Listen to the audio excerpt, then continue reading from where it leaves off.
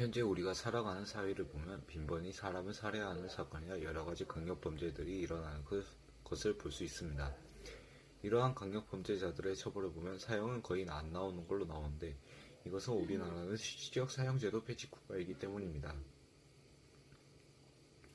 실질적 사형제도 폐지 국가란 10년 동안 사형을 집행하지 않는 국가를 말하는 것입니다.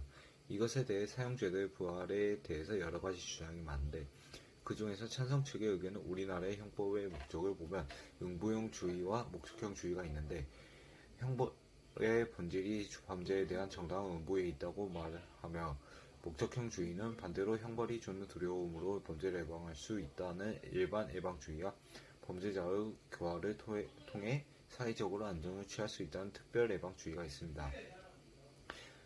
사형은 응부형주의와 목적을 달성할 수 있고 일반인에게 범죄에 대한 경각심을 줄 수 있기에 잔혹한 범죄에 대한 적자 응부라는 것이 찬성 측의 첫 번째 주장입니다.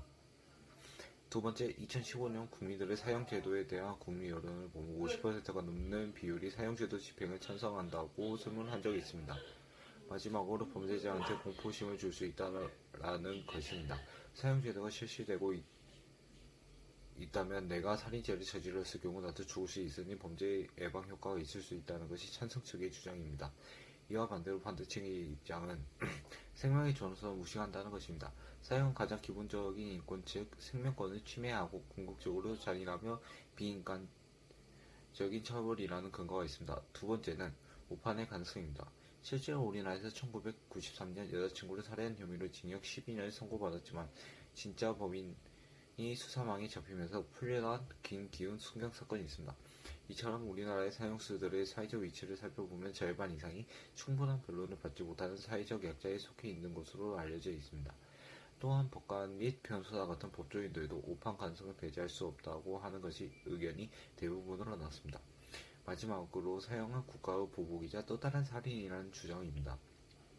사실상 사형제의 최대 피해자는 사형수를 죽여야 하는 교도관일 것 같습니다.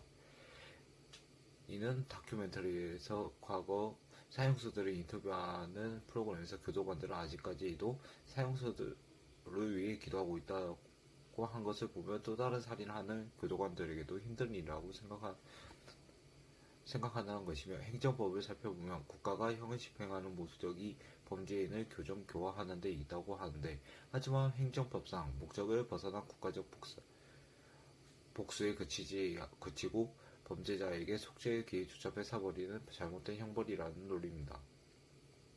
이처럼 찬반 의견을 들어보며 관점을 어디에 두고 바라보냐에 따라 사형제도 집행에 대한 의견이 갈리는 것 같습니다.